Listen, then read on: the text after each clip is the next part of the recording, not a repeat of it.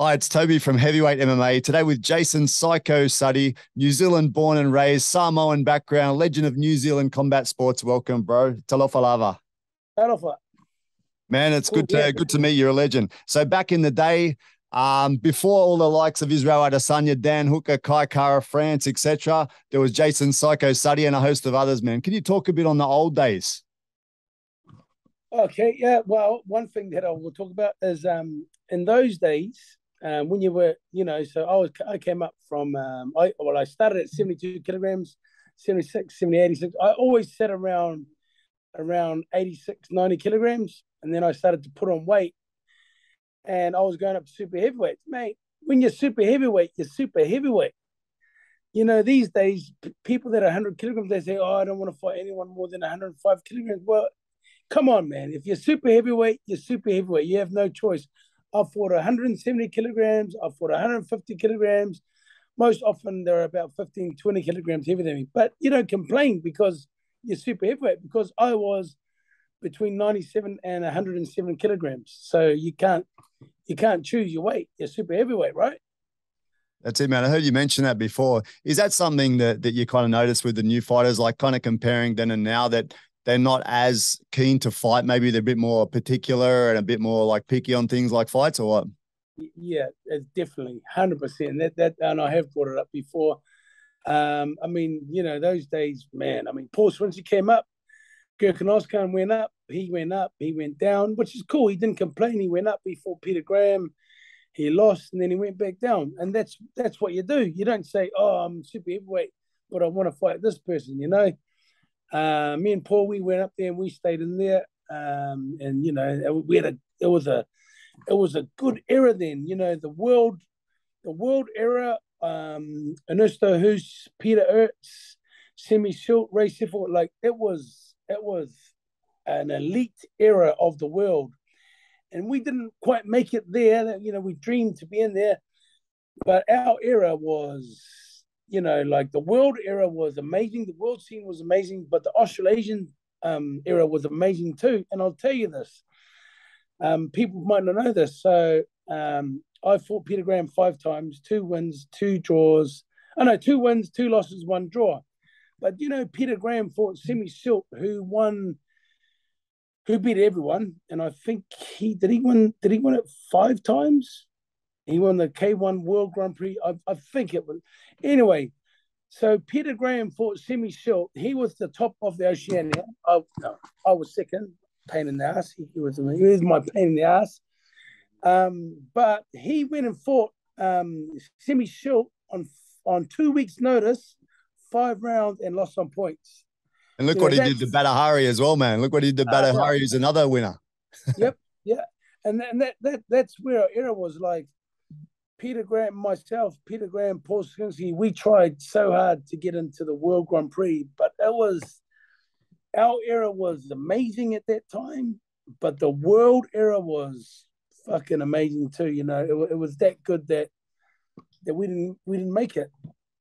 And man, you fought like extensively through New Zealand and Australia, particularly on that Oceania sort of circuit. And some of the names, just looking through, some of the names that stick out to me that are big names within the region. Ben Edwards, of course, a little bit more recently. Paul Yep. Slawinski, Hiraku Hori, Hiroa Tarangi, Matt Samoa, Chris Yeah. Kozopolides, Ricardo Vanderbos, Peter Graham, Mitch O'Hello, Ronnie Sefo, Andrew Peck, Doug Viney, Mike Angove, Adam Watt, Nathan Briggs, Auckland Amatagi, Trevor Ambrose, Ivan Hippolyte, John Myborn. I'm sure there's more, but they're the ones I listed down as keys that I remember watching fighting. And that was a massive scene back then. Like you said, on the cusp of the K1 Oceania winners from Australia, New Zealand, people fighting in these competitions. It was pretty thick competition to get into that high level and go over to Japan. And then when you get to Japan, it's a level again, right? Hard out, hard out. It really was. I think that it was good for us and unfortunate for us, and me, Peter, and Paul trying to crack into the world scene. That the world scene was just, it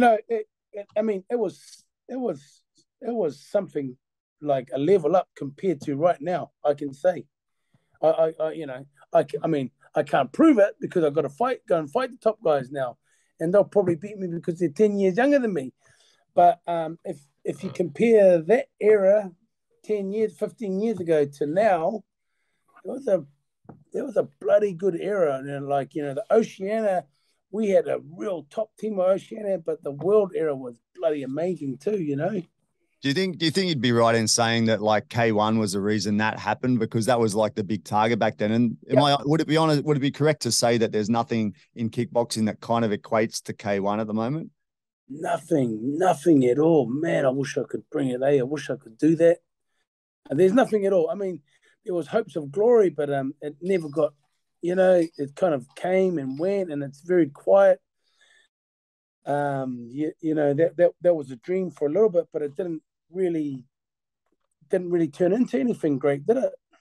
Yeah, man. And now I guess the equivalent is kind of the MMA scene, right? Like there's the big organization there that everyone pays attention to now, which is obviously the UFC, right? So it's kind of like switching over a little bit, although there is still some strong kickboxing shows such as your King of the Ring, man. That's a good show as well. But yeah, it seems to kind of switching over a little bit towards MMA, do you think? Yeah, it is 100% is. And if I was 20 years younger, I'll be doing MMA as well. I mean, there's limelight, but there's money. There's money. I mean, I went up to super heavyweights. I would have been much more comfortable at between 86 to 95 kilograms, but I went to super heavyweight because there was a dream and there was some money in super heavyweights. That's it, man. And I just popped into my head about your show, man, how that's being a feeder for some of these top dogs out of New Zealand that are coming over and taking over the UFC, man, such as Adesanya, a few of the other boys out of the CKB gym, man. Like most of them have been champs, and a lot of up and comers that are raring to go in the UFC that have started their professional career success with championships with your promotion, right? Yes, yeah, no, yeah, Dan Hooker, Carlos, Blood, Israel, yeah. Um, it's a good platform to show yourself to the world on. That's it, man. And looking back, like early in the days, I know you, after you'd started off training Thai boxing in Thailand, you came back and you started training with Balmoral Liga, Philip Lowndes' gym under Lola Hamuli. Can you talk Yeah. about what it was like then, training back then compared to like now? Oh, okay. Well, so man, you don't need equipment, you don't need space. We just had this. We're under this church. We're in this small hall, wooden floor under this church. It got so slippery in the summer because 30 people was packed, and we had a ring that was probably the size of six dinner tables. A dinner table of six people. It was probably, oh no, yeah, maybe four or five dinner tables, but that's all the space we had. But we had a good crew. We had if there was 12 New Zealand titles in New Zealand, 10 of them were owned by Balmoral Liga.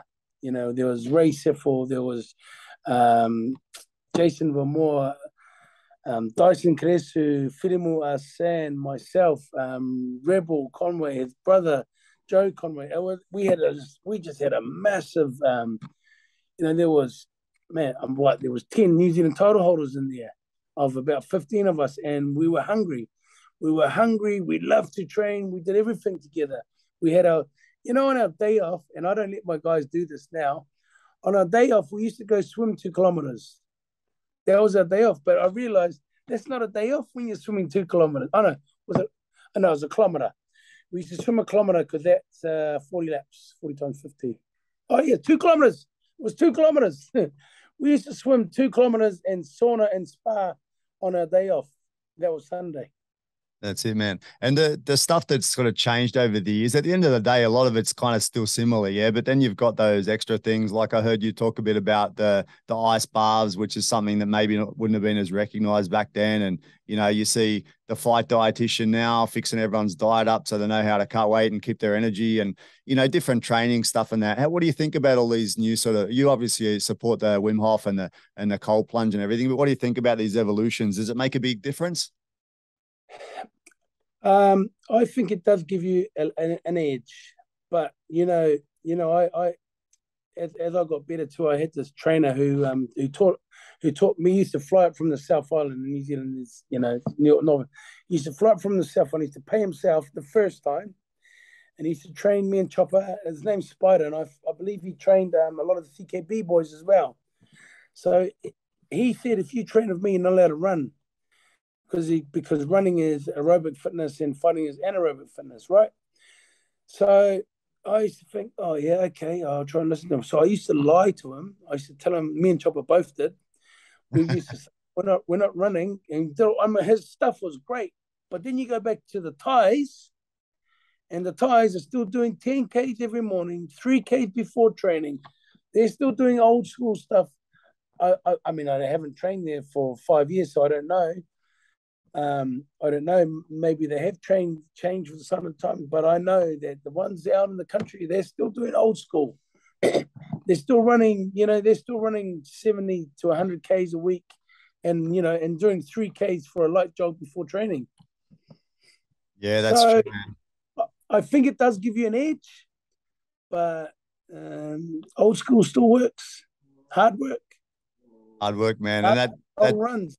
That jumps onto your thing about persistence, right? Like you can do these little things, but the most important thing is to be persistent in your training, right? And persistent in your drive to achieve whatever goal it is, right? Absolutely. And I don't think that I don't think I'm not I wasn't such a talented fighter because I can't even kick to the head. I can't even kick to the head. I've kicked to the head twice in the ring, and once was on Peter Graham, and oh my gosh! I mean, I didn't kick him in the head, but I kicked his arms, and the crowd went whoa! But more than the crowd, I was like, wow! How did I do that? It was just so I can't kick the head. I'm a simple fighter, but I'm very persistent. My wife will tell you that I'm very persistent. I don't give up. I don't say no for an answer. I just keep going. I work hard, and I enjoy hard work. I enjoy training hard. Yeah, man. That's what talking to Lolo before, talking about like, how do you pick a good fighter in your gym and that. And, you guys have so many talented people coming through ETK or Balmoral Liga or whatever, and they don't all make it because they don't have that. But the ones that make it are the ones that persist. It's not necessary in the world to have the number one most talented natural body, right? You just have to be persistent. You keep going and drive hard enough, you can achieve, right? Persistence, perseverance pays off, man. It's good. It's good for everyone to realize that because it's not just in the world of fighting; it's in everything you can fucking do, man. You can everything, right? Yeah. You get what you give, man. You want to get fit. You train harder. You want to get smart. You study harder. You want to get fat. Eat more. You want to get skinny. Eat less. You get what you give. That's it, bro. And it brings me to something you said, actually. I heard you say in one of your interviews I was listening to, it said, you said, fighting keeps me alive and feeds my soul, bro. Can you go into that a little bit? Like, you're an angry little guy, bro, when you're young, you kicked off as an angry young man, didn't quite feel accepted by some of the people around you, whether they were, European background or Samoan or Kiwi background. And somehow you found fighting and it just naturally fit with you, right?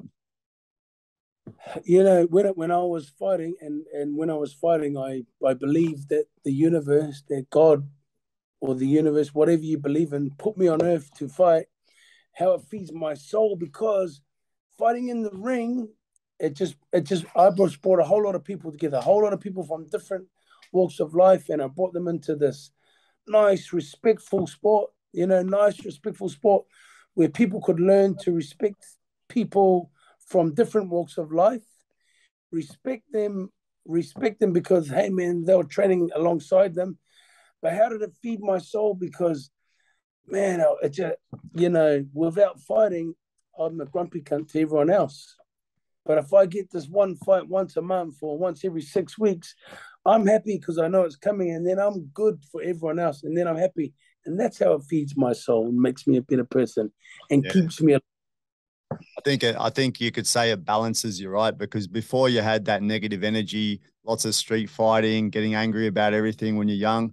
And this is just that outlet that can balance the rest of your life, right? Kind of helps you, helps the other people around you too, yeah. 100%. And then also learning that I was a good fighter in the ring, it taught me how not to fight out of the ring, because then I thought, oh, actually, I'm pretty good at this. Maybe I might hurt someone. I'll stop this. I'll get myself into trouble. So then it was easy, learning how to fight. Before you knew how to fight and you had a few street fights, and you're pretty good in the street, and people say, "Oh, walk away, walk away." Wow, it was so hard to walk away. Oh, you're the bigger man if you. I didn't understand that. Or you're gonna feel good if you walk away. I didn't feel good about walking away. I felt like crying actually. But when I learned that from in the ring, wow, I'm actually a good fighter. Then I could walk away easily. But it taught me how to fight properly, to walk away from the other fights. Yeah, that's it, man. Beautiful. And listening to what you were saying to people, I was just interested. You kept saying that when you were young, you would fight for small things and just anything. What sort of small things was it that would make you lose it and fight your schoolmates? Um, Gee, oh well, one of the biggest Samoans who was bigger than me, calling me Palangi. Yeah. Well, I am. I actually am. I'm half caste, but I thought he's calling me that because he thinks because I'm half white that I'm weak, and then that's it. Or someone looked at me too long. Someone looked at me too long. Someone looked at me too long. Yeah, yeah. And in saying that, man, so you said that if as long as you had that fight happening all the time, you were like, okay. What about now, bro? You've been retired since 35, I believe you said. What about now, bro? Do you ever click because you don't have that outlet now? No, I'm absolutely satisfied now, and I'm a lot more mature now. I'm a lot more mature now, and I can avoid situations. I can see a situation and just put myself out of it so that I don't get in the risk. I'm a lot more thick-skinned. I can take shit. I can take like today. I had this. I was packed. I went to the night market to try and get my daughter some wontons. Someone's beeping at me doing the fingers, and I just went, "Calm down, man. Calm down. I'm all good. I'm all good." Man, the thing is, you've got nothing left to prove to yourself anymore as well, man. Your record, 89 fights, 71 wins, K1 champ in New Zealand, runner-up in Australia, many titles to your name from super middle through to super heavy. You got nothing left to prove, man. Plus, you're putting yourself through a fucking ice bath every day. So you put your energy into that, right? Yeah, that's my new ring. It's lovely. Like I'll walk in the gym, and some days, honestly, I don't want to do it because I'm feeling cold today, and I don't want to do it. But I can hear the freezer. Jason, are you scared? Are you scared? And that's my new fight. That's my buzz. I jump in the freezer to get self-satisfaction. I jump in there because I know not everyone else in the world wants to do this because it's not that comfortable sometimes. Yeah. And and so it calls me, and I jump in, and yeah, I get all the physiological benefits because I know I'm getting it, but mainly I'm getting the benefit to my brain. Yeah, you did something today.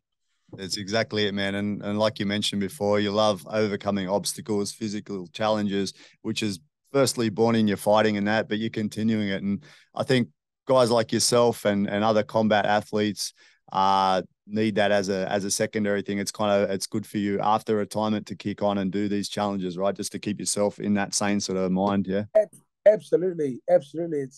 It's a real simple way. I found my way to play with my brain, to test my brain like the ring used to test me. Like I'll jump in there and I'll say to myself, okay, you're gonna jump in for 5 minutes. Yep. Jump in, and then after a minute I'm going, after I set the timer, should I get out and set? I know I set the timer, but I'm just trying to give myself an excuse to get out. But I'm like, nah, stay in there. You know you set the timer, stay in. And I'm fighting with myself, get in, get out. But I just want to get out because it's cold. And then, I never do. I sit there and then the timer goes, like, yeah, I knew I set the timer. Yeah, I've been listening. You've inspired me a little bit to try the ice bars. I do sauna quite a bit, and I know the feeling, man. I'm sitting there for some reason. This sauna I go to, it was 94 degrees for a while there, and I'm sitting there going, "You got the time? It's clicking over. I can't do this, man. I can't do this. Do it. I can't." Like this internal dialogue with yourself, 94 degrees Fahrenheit or Celsius? Celsius, bro. It's just too hot. Too Wow. hot. Okay, so do you know in New Zealand you're not allowed to have a sauna above 40 degrees? But 40. I watched this podcast on I don't know, try and watch it with Joe Rogan. Yeah. And anything above 40 degrees, you get all the same benefits, all the very similar benefits as the ice bath, but it has to be over 40 degrees. Are you sure? 94 degrees Yeah, Celsius? man, it's what it came up as. I listened to a lot of the Joe Rogan stuff too. There was that Rhonda Patrick talk a lot about it, and she said Yes. they recommended 4 times, minimum 20 minutes, over 70 degrees. So I got them to turn it down since then because I was nearly dying. Now it's 80 degrees, and that's doable, you know. How long do you do?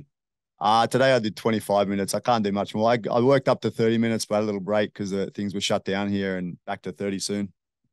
Yeah, 3 Awesome. times a week. Yeah. I'm going to send you this link about saunas and exercise, how it really boosts your fitness and that. Awesome. But you've got to do them together, yeah. Like and then like exercise, sauna, exercise. Yep, doing that, bro. So, bro, I wanted to touch on. You mentioned that your mother's Samoan, father's European, and you said you used to go back to Samoa every other Christmas, and now and after that you take your own self back there. And that, how much connection do you have with Samoa or with New Zealand as a Pacific Islander, man? Like, how do you feel for the land and everything? Oh, I'm very tight with my land. You know, my parents used to take me there from school, but since I've left school, man, I would say, gee, I go every 2 to 3 years. I've taken my whole family. I've taken my wife's family, who are Māori, even the Māori Australians. I've taken them. We took about a dozen of us. I've got a chief title in my village, a very prestigious title in my village. But okay, this is what. So in my village, my mum made this. My mum passed away this year, but she made that any foreigner that's not, you know, any Kiwi, it's usually Kiwi or Australian American, that's not living in Samoa, you have to come and sit in Samoa to get your title. It's really hard. You got to sit down with your legs crossed on the concrete, and you go through the ceremony. It's beautiful ceremony, but it's so hard to sit there. You sit for about 6-7 hours with your legs crossed. So in other villages, there's chiefs. I've got cousins that are chiefs of other villages. They come to their village in Samoa. No one knows them. No one knows them because they never visit. When I go to Samoa in my village, I walk it's about a kilometer, 1.2, a mile long. I walk through my village and everyone says, "Hey, Jason, hello, Jason." Like little kids, and, you know, there'll be people saying, "Jason, you want to come and eat?" Like, I feel good because I go there often. If I have money, I put money into something that the village needs. I take old computer laptops. I take old ones. I take old ones to my local the school in my village. Yeah, so I'm very connected to my village, and I feel I'm a part of my village, which is Salia Abao. And what about obviously you speak the language to an extent. Yeah. How good is your Samoan language? Good. Filolo, filolo, filolo. Afakasi wau, afakasi Samoa, afakasi New Zealand. Ay la lealo for Samoa. So I'm half caste, but my Samoan's pretty good. So everything that we talk, I can talk. But there's a formal language, a chiefly language. I can't speak that. But in my village, they're okay with me because they've known me all my life. I've never gone away and not gone there. This is one of the longest times I haven't been there now since COVID. I think it's 2 or 3 years. But I'm going in September. But yeah, everyone knows me, so I can speak in the chief meetings because they accept me. And I wanted to know, like you mentioned about like different Samoan fighters giving you tough tests in your days. Obviously you guys are somehow drawn to fighting. How does the culture like feed into warriors and fighting from Samoa? Gee, okay. Well, you know, in the old days, we used to war. We used to war with the other Polynesian countries, and there was a stage that that there was some time that Tonga had they ruled Samoa. They overtook Samoa. I don't think there's ever, as far as I know, I might be wrong. Samoa has never overtaken Tonga. So you know, then you get these Kiwi-born Samoans and Tongans, and they're the ones that have shit with it. Well, so in the 80s when I was growing up, there was a little rivalry between Samoans and Tongans. Not me. A lot of my best friends from that time are Tongans, and they're still my best friends today.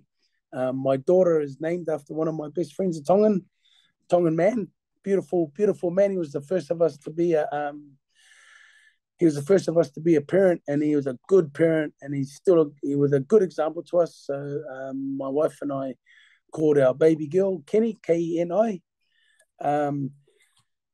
Yeah, uh, um, so the warrior comes out from, man, they've just, It's in the blood, bro.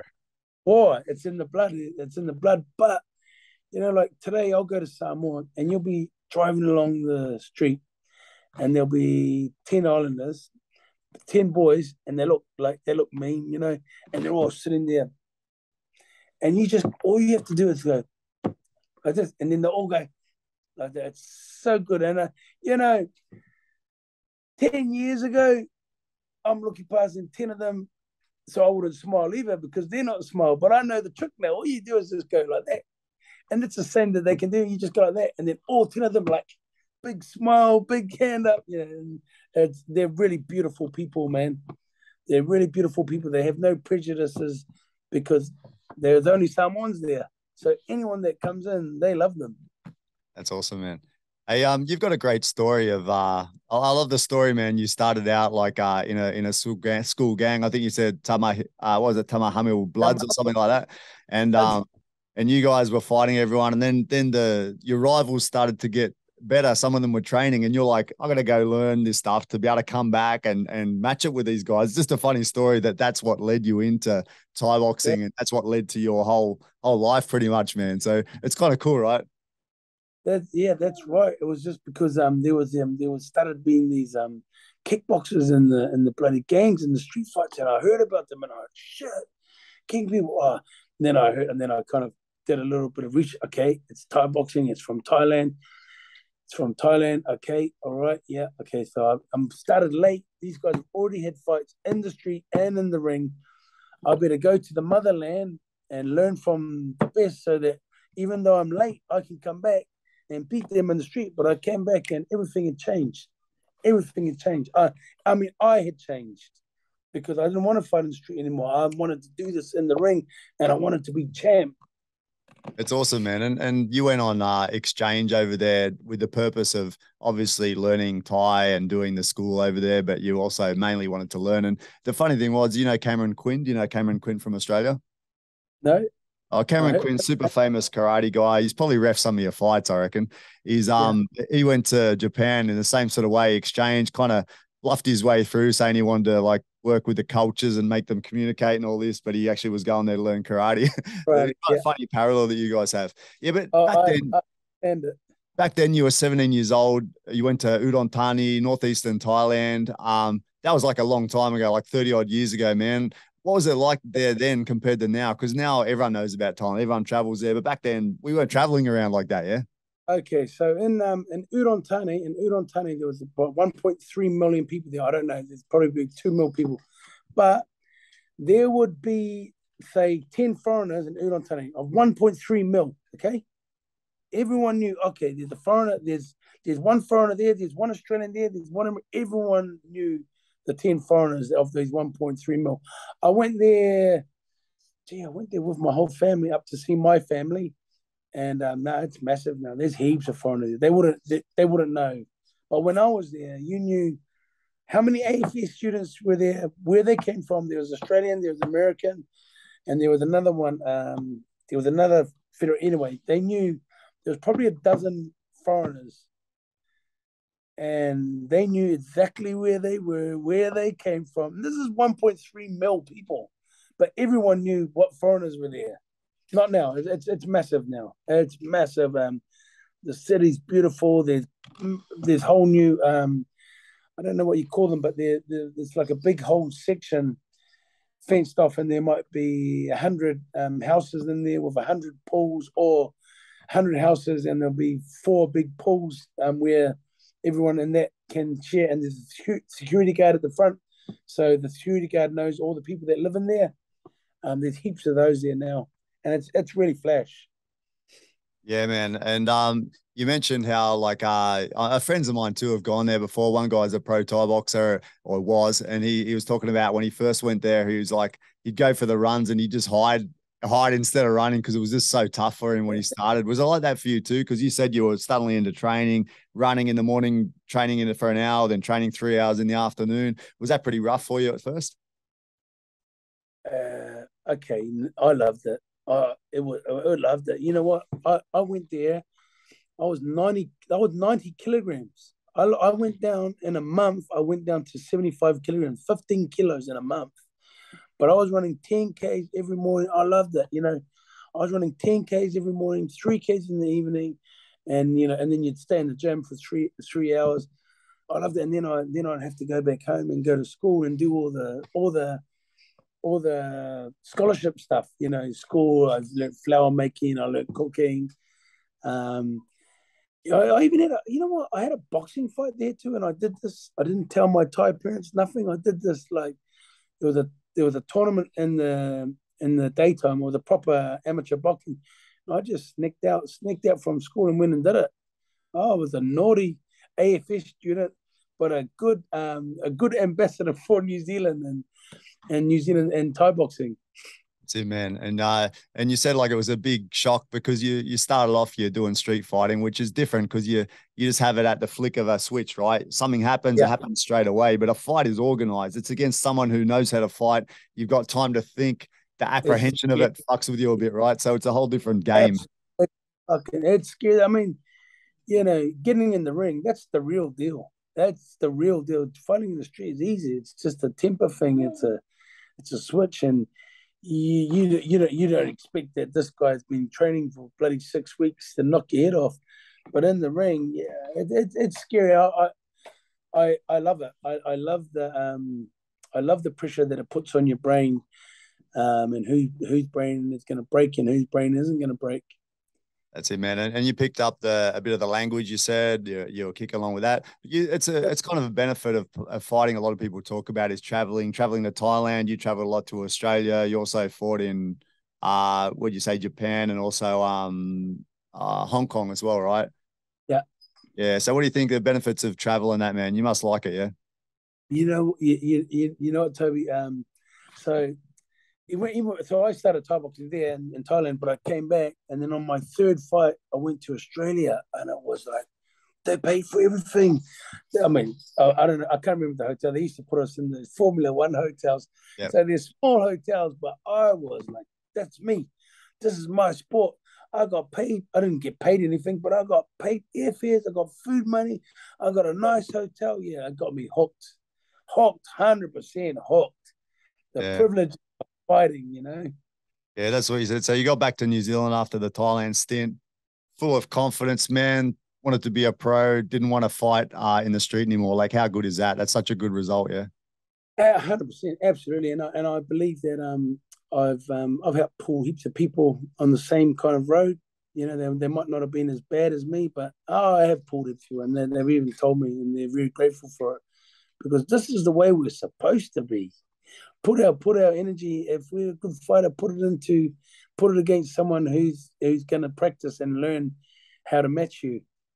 Exactly. It's an honorable kind of form of competition and combat, right? It's amazing. Man, so you got back to New Zealand after that, started a couple of amateur fights, had 10 fights in the first year, took up a couple of titles, man. You started at super middle, and I saw a few of your fights, man. I think it was pro, but you were looking a lot slimmer and fighting at a lighter weight, and then you just went up in weights basically to chase opponents, wasn't it?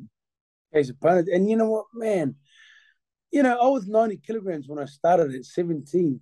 90 kilograms because we used to play rugby, do weights, eat pies, and drink beer.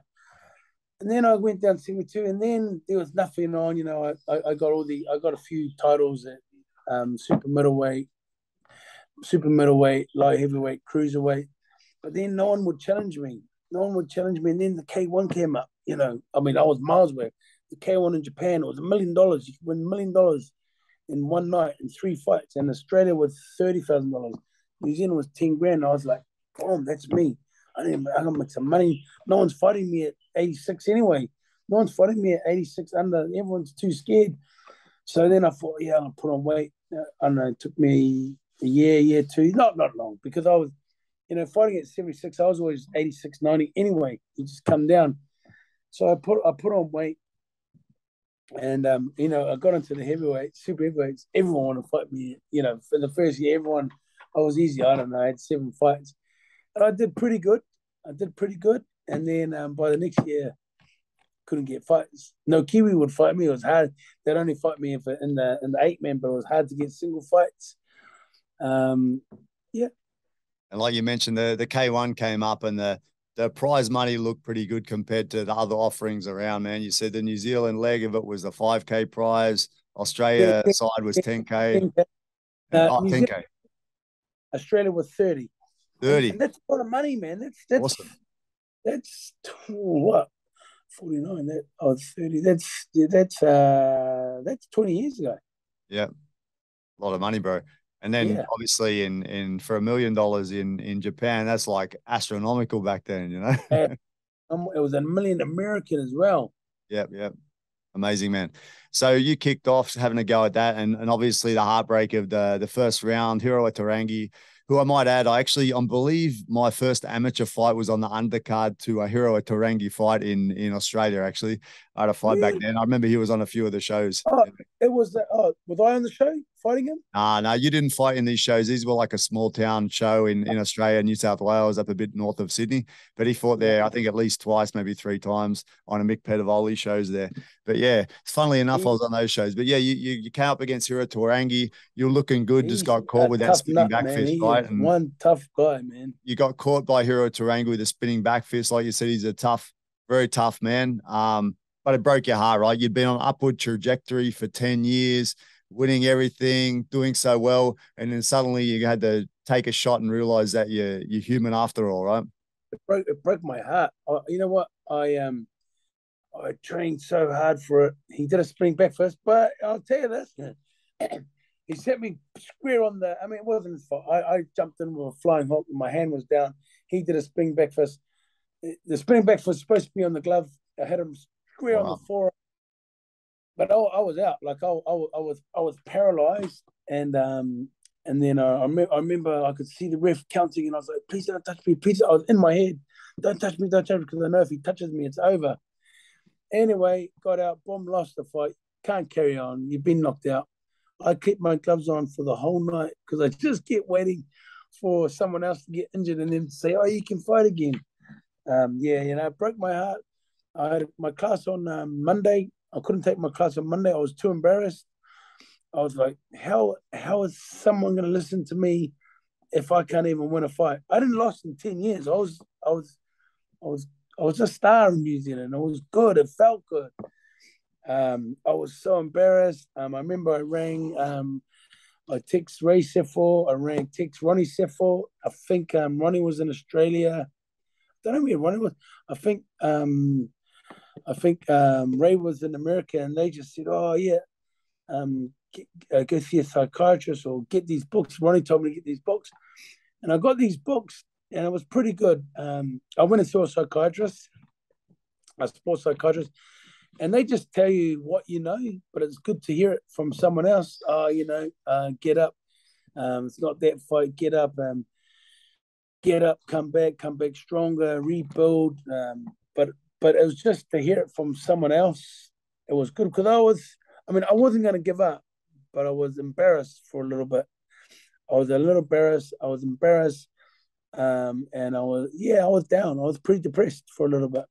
But it was these books, that helped me out. Yeah, but the best thing about it is you hit that low, after having a big high, you hit that low, and then it's a story of redemption where you came back the next year, became the champ of that tournament, beat the winner of the previous tournament.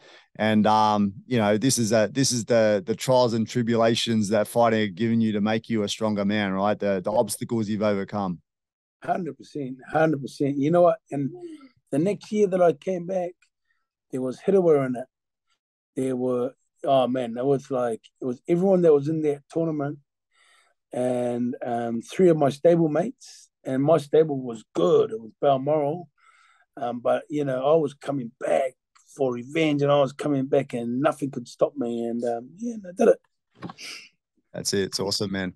Something that kind of pops into my head when we talk about the fighting is what I picked up in one of those interviews. You're talking about your self-hypnosis, and I think it's something good to hear from you, man. Like you said, you used to look into the mirror. Can you just go through what you used to do to get yourself ready for fights? Because I'm always interested in that. How do people prepare at that top level? I'll share some of it, but I save some of it I save the most important part for my fighters. And I've done workshops, and when people are paying me, then I do. So basically, I look into my eyes, I say it out loud so that my ears can hear it, the universe can hear it, and when I hear it, I don't lie to myself. I look in my eyes because I don't lie, and I just say, I'm going to win, I'm going to win, I'm going to win, I'm going to win, I'm going to win. I feel no pain, I feel no pain, I feel no pain, I'm going to win, I'm going to win, I'm going to win. And there's a little bit more, and then sometimes whatever you're scared of in the fight, or whatever is your obstacle, then you say that. You say that. You say that to yourself. You say it to the universe, so that you force yourself and you force the universe into doing that and making your plan come to fruition, which is winning. I never tried that, man, but it's something I'm going to look at. Not for fighting because I'm past it now, but for goals, why not? Why not give it a try? 100%. That's it, man. So kicking on, I got a couple more topics to chat about. Retirement, man, it's another difficult thing to overcome. You've been at the top of the world, at the top of New Zealand, Australia scene, and then coming down, you've got a big probably ego thing to overcome because, like you said before, you were the best, and then you lost. The same sort of thing. You finished like, what am I without fighting? And you went down again a bit. You're drinking a lot. Saw a psychiatrist and that. How did you get over that sort of feeling? The psychiatrist. How did you get over retiring, man, from being a fighter? Okay, so I never wanted to be a trainer. Actually, I just trained so I could have my own space to train in, yeah, and have other cool guys to be around me. So how I got over it, honestly, is I just started putting my heart and soul into being a trainer. Now I was like, okay, I am a trainer, and now I want to be a good trainer, and I just put my more time and more energy to it. And then you saw your fighters getting better, and then that's how it happened. That's how I let it go, as I saw these guys coming, and I did see it was their time. It was their time. It was their age. They were young. They were hungry. It was their time, and then I lived through them getting to their goals. When you see someone win, you see someone win a title, see how happy they are. It made me as happy as them, and that was how I got over it. My wife was a massive part of me. I remember, I don't know, we went to we used to go clubbing sometimes, and if we were out of town, even a group of my friends, I'd say, hey, go walk past the bouncers. Well, so I'd walk past the bouncer, and the bouncer would go, hey, James, who are you with? Oh, how many people? And let you in. Anyway, as I got older, I walked past. The guy's too young. He probably never saw me fight. I'll go back to the crew and say, oh, they don't know me. And then sometimes I'd be a bit pissed off. Oh, fuck. And my wife just said, man, it's time to move on. You got to, there's a new Jason Psycho Suttie, and she really helped me live with it and accept that I wasn't the man anymore. Really, really big time. I was in one club in K Road, actually. I was being a bit of a snobby prick because, I wasn't getting free drinks or whatever. I don't know. They weren't treating me like they used to treat me because they'd forgotten about me. And she just put me in my place and just said, man, there's new people out there. You're not on TV anymore. You gotta let it go. That's it, man. I mean, the life path changes, right? So you went like fighting is a kind of selfish thing, right? Like you're really focused on yourself and your own improvement, your own victories and everything. And then moving over to training, which is kind of the opposite. It's kind of a giving thing, right? Like you're giving to people, and it's a good path for you to follow to kind of balance yourself out even more, right? 100%, 100%. And that's what keeps me alive now too. Like, I tell my fighters and that, you turn up in front of me, I'll give. You don't turn up, you ain't getting nothing. I ain't gonna come looking for you. You know where I am. You turn up and they get the best of me. That's it, man. Just to finish up, bro, I just wanted to go through. You kind of talked about a few of the lessons that you've you picked up along the way in being the positive sort of side of fighting. Can you talk about like those key lessons for people that you've learned through your fighting career? Respect all, fear none. Respect everyone. Never judge a book by its cover, because never judge a book by its cover. Never judge a book. Wait till you get to know them. Wait till you get the first round done, because you might look at him and think, oh, he doesn't look tough. He doesn't look fat. And the next minute he's kicking your ass. So I learned that. And just respect everyone. Respect everyone because respect everyone because everyone's on the same road, and we're all trying to get somewhere.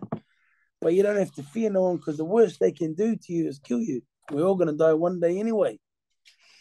That's true, bro. And I heard you talk about like doing what you love to do, which I think is a good lesson for people as well. I mean, most of us, including myself, stuck in jobs that aren't necessarily what we want to do. And I think, like that old saying, I think you mentioned it about, being in something that you love, you never work a day in your life. I think that's something that people can follow. It's not all about money, it's also about, enjoying the life and making the most of it. So I think that's something to learn from you as well. I actually had a student today, and he goes, oh man, I just got my job and I just hate my job and that, but it pays well and gives me freedom to train. I said, look, okay, well, money ain't shit, man. Okay. Find a job you love first before you quit this job, because the money makes the world go round. Money gives you the time to do things that you want to do. It doesn't buy happiness, but it gives you time to do what you want to. So I said, find a job that you like and you love, because this job ain't going to last long. No matter how good the money is, it's going to eat your soul. Find a job you love, and then, you find a job you love and you never work a day. It's just, and like when I go to the gym, I sometimes say I'm going to the gym, or I feel a little bit cheating when I say I'm going to work. I'm not going to work. I'm going to do something I love. That Cam Ralston, I don't know if Cam, fuck, stupid Yep. question. You've Yep. trained sport in your shows. Cam was saying he loves his job, waking up in the morning, puts on some shorts and some flip-flops, wanders over to the gym to train, talking shit with the boys. Like, how good is that? It sounds like a good life to me too. Yeah. And the final sort of lesson, we've talked about it before, persistence, the key word coming out of your mouth. You learn never to give up and to keep going. And that's something that we can all apply to life, right? Perseverance is key, man, in anything you do. Don't give up, stick it in, and you'll get there. That's it, bro. Aim for the sky, aim for the sky, and if you don't hit the sky, you're still on top of the world. That's it. And I think that's a perfect way to end up, bro. And I want to thank you so much for giving me your time, bro. I know you're a busy man, big family, gym, ETK gym, promotions, etc. So thanks so much for the time, eh? Thank you very much. Thanks for having me. Thanks, Toby. Cool. All right, bro. Hopefully we can chat another time. Thanks, bro. Yeah, cool. See you, man.